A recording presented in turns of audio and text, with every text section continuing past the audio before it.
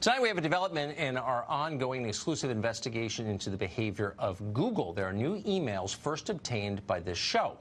Now, Google, as you know, is the most powerful company in the history of the world. Virtually all human information flows through its software, and for that reason, Google shapes much of how the world understands reality. At the heart of Google's business is its search engine, which has a virtual monopoly on search in this country and others. Google search succeeds because it is blindingly efficient, but also because it is perceived as honest. When you search for a term on Google, the most popular results come to the top. The process is straightforward and democratic. That's what most people think. That's how it's perceived. And that's why the world trusts Google. But what if Google was lying to you? What if the results that you got were secretly weighted to get you to vote a certain way, to believe a certain thing? That would affect a lot of people and a lot of votes. In fact, it would be impossible to have a real democracy under circumstances like that.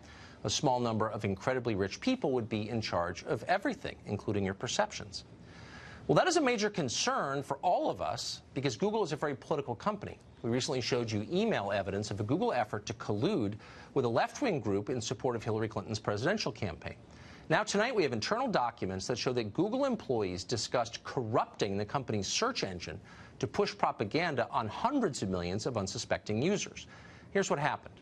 Shortly after taking office, President Trump issued his now famous travel ban. Almost immediately after that, Google employees began plotting ways to undermine the president's executive order. On January 29th, a Google product marketing manager named Mackenzie Thomas sent an email to a group of fellow employees. Quote, "There is a large brainstorm going on throughout the marketing org," she wrote, brainstorming about how to respond to Trump's order. Among Thomas's ideas was, quote, to actively counter algorithmically biased results for search terms such as Islam, Iran, Mexico, Latino, and so forth. In other words, Google employees wanted to alter the search results to make them more positive in certain cases for political reasons. Thomas also suggested promoting links for making donations to organizations fighting the travel ban. This, of course, would be completely dishonest and unethical behavior, but Thomas's colleagues at Google seemed to approve of it strongly.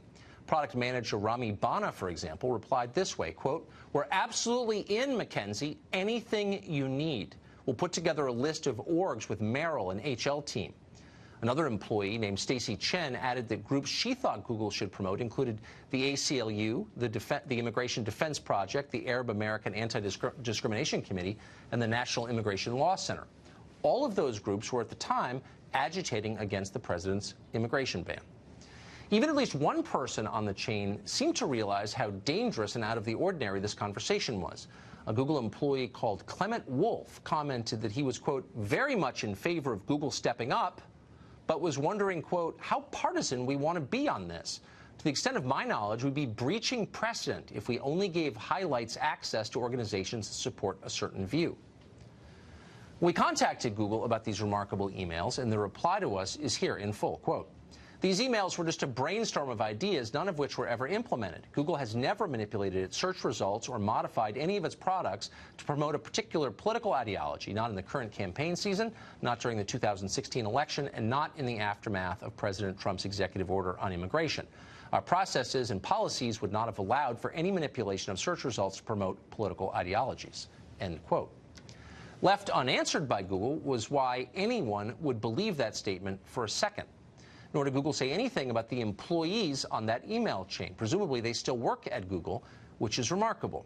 If you ran a bank and caught your tellers brainstorming about how to rob the vault, would they still work for you? Remember that Google fired an engineer called James Damore last summer. Almost instantly, the CEO flew back from family vacation to fire him. Why? Because Damore was caught expressing mildly conservative ideas in a private memo. Here, Google employees are plotting to subvert our entire public conversation secretly, but that's fine with Google. It shouldn't be fine with any of us or with the U.S. Congress. Google executives are scheduled to testify on Capitol Hill next week. The scheduled topic is privacy, but it would be nice if at least one elected representative asked about this, because it's much scarier than anything Russia ever attempted.